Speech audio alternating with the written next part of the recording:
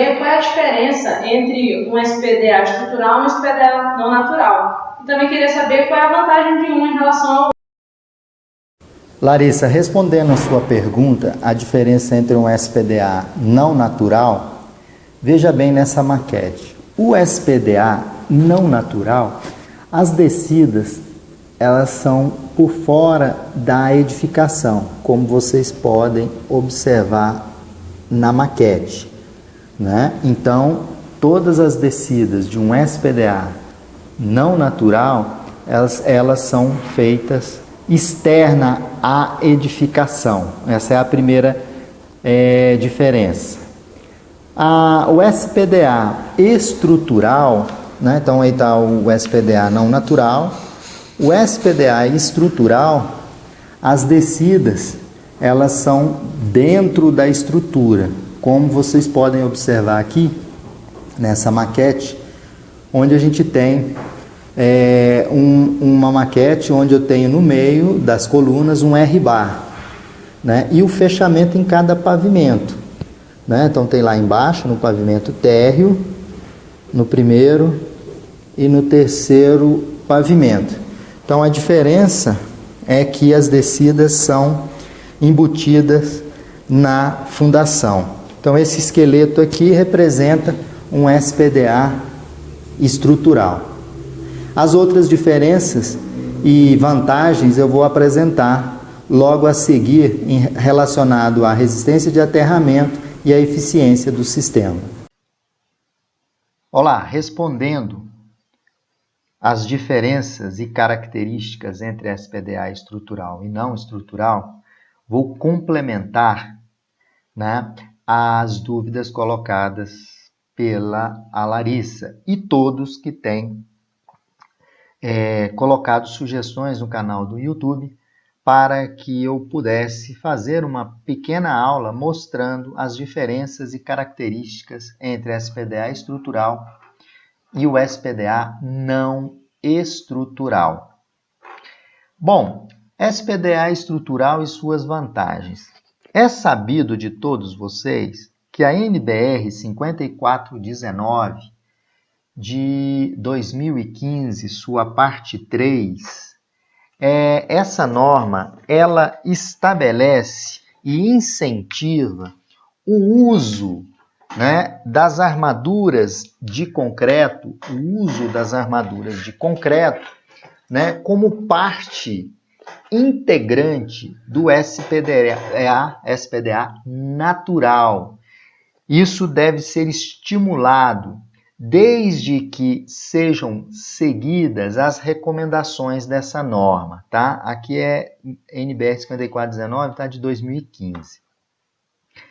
Bom, o que o SPDA estrutural ele traz? Ele traz o ganho de segurança, ele traz um ganho estético para a fachada das edificações e uma redução nos custos dos projetos de SPDA. Isso quando instalados antes do início da concretagem. Então ele traz então uma fachada mais limpa, né? Uma fachada sem aqueles cabos de descidas não naturais. Ele apresenta grande dispersão da corrente de descarga, que minimiza o risco daqueles centelhamentos perigosos que acontecem e elimina as interferências estéticas que os condutores de descidas convencionais, como vocês viram no vídeo inicial na maquete, causam nas fachadas da edificação. Entretanto, é importante a gente destacar, para que o sistema seja confiável, é imprescindível garantir a continuidade elétrica dos pilares, vigas e lajes. Bom, o SPDA estrutural, o ensaio de continuidade das armaduras devem ser realizados com dois objetivos, conforme estabelece a NBR 5419. Os objetivos para verificação de continuidade elétrica de pilares e trecho das armaduras na fundação, após a instalação do sistema, para verificar a continuidade de todo o sistema envolvido. Então, aqui vocês observam que tem o condutor de descida, que é o R-bar, nessa pequena maquete. A coloração dele é aço galvanizado, né, a quente, a fogo, né? Então, ele vai dentro dos pilares e fecha todo o anel aqui, olha. Ele vai fechando o primeiro pavimento, segundo pavimento.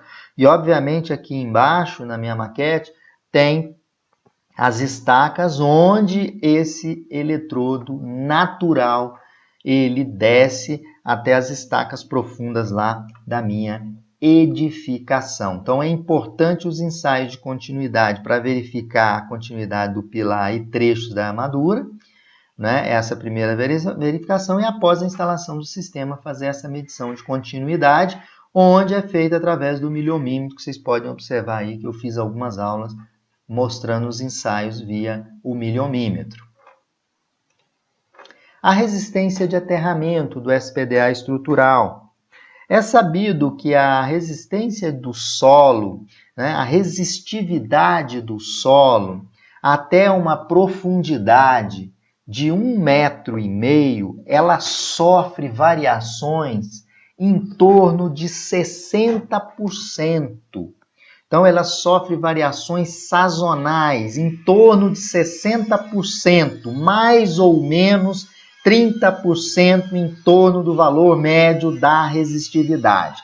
Nas profundidades maiores que 1,5 metro, essa variação pode diminuir para 20%. Isso são dados de pesquisas realizadas por pesquisadores alemães que verificaram que até 1,5 metro você tem variações sazonais da resistividade de 60%, mais ou menos 30% em torno do valor médio. Nas profundidades maiores do que 1,5 metro, essa variação pode diminuir para 20%.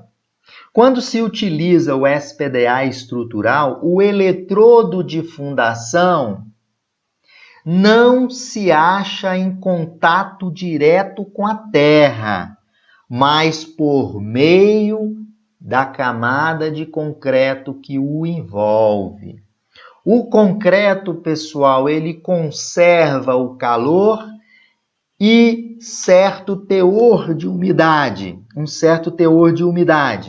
A resistência de aterramento de um eletrodo de fundação resulta mais estável que qualquer outro tipo de eletrodo. Então, a resistência de aterramento com eletrodo em fundação, ela se apresenta mais estável e com valores bem baixos. Em edificações com SPDA estrutural, elas tendem a apresentar resistência de aterramento extremamente baixas, né?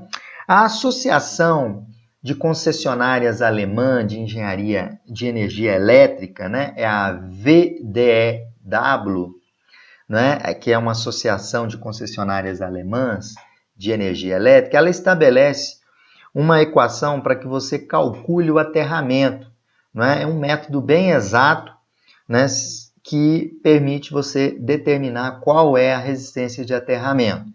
A resistência de aterramento de um eletrodo estrutural, de um SPDA estrutural, é 2 vezes ρ, que é a resistividade do solo, dividido por 3 vezes D, onde D é a área circunscrita pelo anel, A vezes 4 dividido por π raiz quadrada disso, onde RA vai me dar a resistência de aterramento do eletrodo, ρ é a resistividade do terreno, do solo, e A é a área circunscrita pelo anel. A área construída ali, da base dela, onde tem o anel, a formação do anel em volta na edificação. Então, o que nós podemos observar é que a resistência de aterramento, quando se utiliza aterramento estrutural e SPDA estrutural, ela apresenta valores bem baixos. Isso, veja vocês que o eletrodo não tem contato direto com a terra. O contato dele é por meio do concreto, que retém uma certa umidade e calor. Então, as resistências são bem baixas. Então, dessa forma, vocês podem observar que a norma 5419, parte 3, ela incentiva o uso do SPDA estrutural e do aterramento estrutural. Isso minimiza o centelhamento, torna as resistências de aterramento muito pequenas, extremamente baixas, e a variação da resistividade fica mais estável, né? Por quê? Porque a resistência de aterramento, né, os eletrodos não têm contato direto com o solo. Isso mantém uma resistência de aterramento mais estável e com valores bem baixos. Para responder, foi o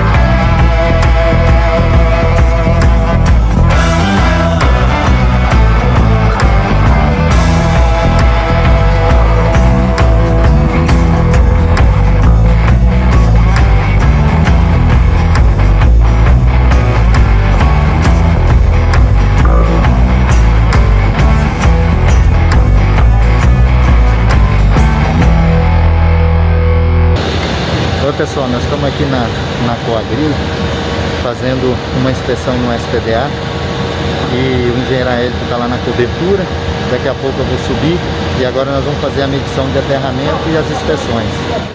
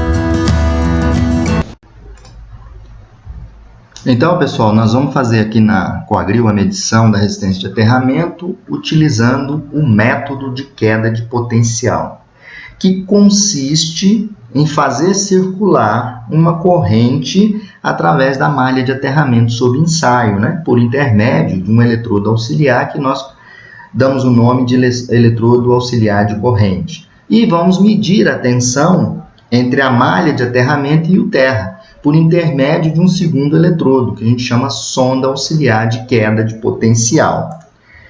Então, o termômetro basicamente é isso. Eu tenho aqui a malha de aterramento, ou seja, o ponto de aterramento onde eu quero medir. Eu tenho aqui o eletrodo auxiliar de tensão, que ele vai ficar sendo deslocado no sentido da malha e no sentido contrário da malha. E aqui o eletrodo auxiliar de corrente. Ele vai injetar a corrente, vocês estão vendo aqui, o eletrodo... Aqui é o eletrodo auxiliar de corrente, é o eletrodo H, ele vai injetar a corrente, e aqui, através do eletrodo auxiliar de tensão, eu vou medir essa tensão, né? Aí eu divido a tensão pela corrente, eu tenho a resistência. Feito a medição do aterramento, a gente vai espaçar esses eletrodos de tensão, deslocando no sentido da malha, no sentido contrário da malha, nós vamos traçar essa curva de aterramento, onde aqui é uma zona onde a variação nas medições é intensa, e aqui é o patamar da zona, ou seja, onde a variação entre as medidas é muito pequena. Aqui é que vai estar a resistência de aterramento, onde nós vamos medir a resistência de aterramento com a média das 3 medições mais próximas. E a curva sobe, né? Então, em campo, nós fomos e fizemos medições de aterramento, variando da distância de 8 metros da malha até 21 metros. Aqui a gente traçou a curva, onde as medidas de 1,18, 1,29 e 1,39 foram as medidas que tiveram menos variação. Então, nós vamos considerar isso aqui o patamar. Então, a resistência de aterramento é a média dessas 3 medidas. Logo, esse aterramento na Coagril, ele dá 1,3 ohms. Vocês vejam que a curva é muito parecida com a curva anterior, olha, tá? Então é assim que a gente faz a medição de aterramento. Tirar só de tudinho, filme sem precisar. Elton, dá um alô aí. Altura? Caramba, moço. Vou dar tudo 50, né?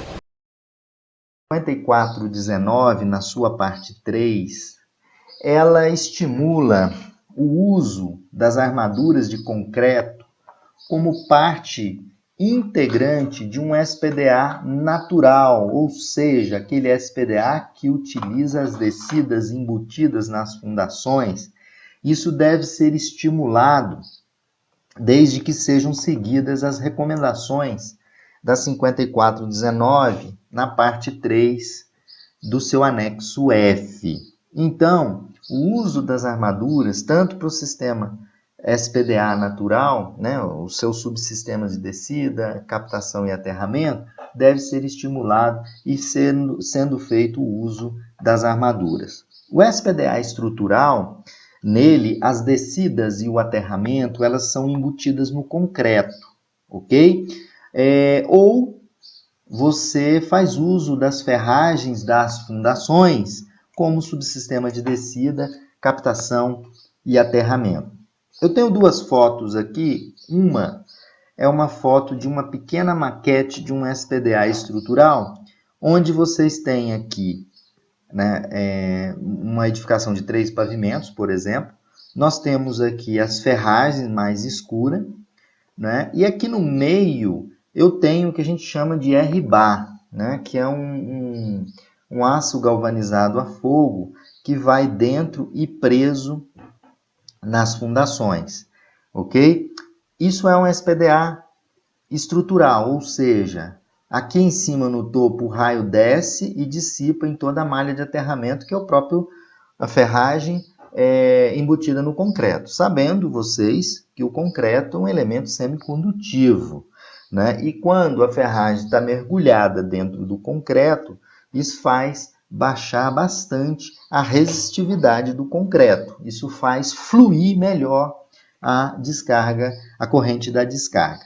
Então, o SPDA estrutural, ele faz uso das armaduras como subsistema de descida e aterramento.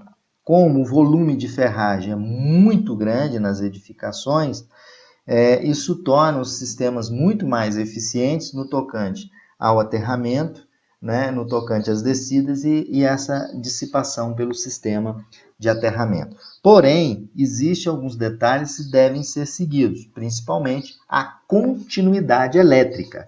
Por exemplo, esse pilar aqui, ó, que nós temos aqui, eu tenho que ter uma continuidade elétrica nesse pilar, tenho que ter uma continuidade elétrica nesse, tem que ter uma continuidade elétrica nesse pilar, e vocês vão observar que é necessário ter uma continuidade elétrica desse pilar para esse pilar aqui, ó, desse para esse, né, desse para esse, ou seja, de forma cruzada, para a gente verificar se os baldrames, né, eles estão conectados. Isso é que eu vou explicar para vocês. Né? A continuidade elétrica, a armadura de aço dentro de estruturas de concreto armado é considerada eletricamente contínua, né? Contando que pelo menos 50% das conexões entre as barras horizontais, que eu mostrei anteriormente, verticais, elas sejam firmemente conectadas. A norma estabelece que as conexões entre as barras verticais elas devem ser soldadas ou elas devem ser unidas por arame recozido. Ou por síntese ou grampos, trespassadas com sobreposição de 20 vezes o diâmetro daquela ferragem. Isso para garantir essa continuidade elétrica durante a construção do SPDA. Bom, continuidade elétrica, como medir? Né? Tem edificações, quando você tem uma edificação em que o perímetro dessa edificação é superior a 200 metros, você pode fazer um ensaio em 50% do total dos pilares a serem ensaiados. Você pode pegar lá, se a edificação tem mais de 200 metros, você pega 50% dos pilares. Se tem 20 pilares, você vai ensaiar 10 pilares, imaginando, né, que essa edificação não possui o SPDA e você está querendo fazer uso das armaduras, como sistema de descida. Então, aí a gente tem que ensaiar. Se é superior a 200 metros, ensaia 50%. Aí a gente diz o seguinte, segunda norma, a continuidade elétrica, a resistência elétrica dos pilares e entre pilares, ela deve ser menor ou igual a 1 ohms. E isso deve ser medido com um instrumento chamado miliohmímetro. Então, se você tem uma edificação, foi a pergunta do aluno, já existente, e eu quero medir a continuidade, esse pilar ele deve ser escariado na parte de baixo e escariado na parte superior. Você vai lá escolher uma quantidade de pilares em função do projeto, coloca um miliohmímetro, né, circuito C1, P1 em cima, um cabo, esse cabo geralmente tem de 100 a 150 metros, vai depender da altura da edificação. Essa corrente é injetada em cima e coletada embaixo, e o instrumento faz a medição da continuidade elétrica no pilar e entre pilares. Se eu pego esse pilar, a parte de baixo, por exemplo, eu tenho que fazer as medições cruzadas, da parte superior com a inferior desse, da parte superior com a inferior desse, fazendo um cruzamento. E a continuidade elétrica, você que perguntou, ela deve ser menor do que 1 ohms. Bom, quando você tem uma edificação, ou você está preparando ela não é preparada para SPDA estrutural, e você vai preparar para SPDA estrutural, você vai medir a continuidade elétrica entre os pilares, no pilar, e definir quantos pilares serão necessários. Após isso, quando o sistema estiver montado, a medição da resistência para o sistema, após pronto, a medição da resistência deve ser realizada entre o ponto mais alto da captação até o seu barramento de equipotencialização, Se a edificação que você está construindo SPDA não possui barramento de equipotencialização, você deve construir esse barramento de equipotencialização. Então, nesse ensaio do BEP até o ponto mais alto, quando está pronto o seu para-raio, a resistência nesse trecho deve ser no máximo 0,2 ohms, ou seja, no máximo 200 miliohms. Então, é importante verificar essa continuidade elétrica. O ensaio, às vezes o projetista pede o ensaio da continuidade elétrica para verificar se naquela edificação ele pode fazer uso das armaduras como descidas. Isso quando a edificação já é construída. Aqui tem alguns exemplos de alguns pilares onde nós fizemos alguns ensaios, né? Então você vai ensaiar, você tem que escariar o pilar embaixo e em cima. Aqui a gente coloca esse ferrinho dando contato aqui, isso aqui é um aço, né? É uma ferramentazinha que a gente fez que ele fecha aqui o contato com a ferragem. Aí a gente vai medir o pilar na parte de baixo e na parte superior e fazendo o cruzamento entre os pilares, tá? Aí você vai ver se os baldrames estão com continuidade elétrica. Agora vocês vão ver uma preparação de um pilar, ou seja, o escariamento de um pilar para fazer a medição da continuidade elétrica. Então, a continuidade elétrica consiste em medir os pilares e entre pilares. Medindo os pilares e entre pilares, a resistência ôhmica não pode ser superior a 1 ohms. Tá? Então, veja agora a preparação de um dos pilares em uma edificação onde estamos fazendo os ensaios de continuidade para ver a possibilidade da instalação de um SPDA estrutural.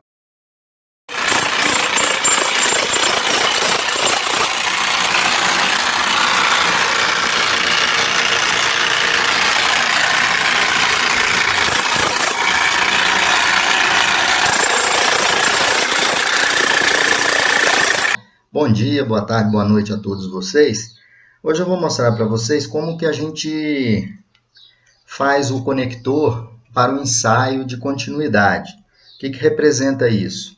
Quando você tem uma edificação e quer construir um SPDA, e você tem a intenção de construir um SPDA estrutural, então eu vou mostrar para vocês como é que nós fazemos, né? Após o ensaio de continuidade dos pilares entre os pilares, como que a gente coloca esse conector para que no futuro, né, possa ser feito as medições de continuidade. Veja aí para vocês verem como que nós fazemos os conectores para o ensaio de continuidade, né? Após o ensaio, a gente já deixa esse conector para ensaios futuros. Pessoal, então a gente faz o seguinte, para fazer o ensaio de continuidade, a gente escareia o pilar embaixo, né? A gente solda esse conector aí na ponta, né, no pilar, e a cabeça em cima do pilar já está escareada. Fazemos o teste de continuidade. Dando ok o teste de continuidade, esse conector vai ser soldado. Esse conector, ele apresenta um disco, tá? É um conector em disco, ele tem um estilo uma porca, que ele é um disco redondo. Para que a gente faz isso? Para ensaios de continuidade futuros, que a norma NBR 5419, ela estabelece a necessidade de pontos de ensaio.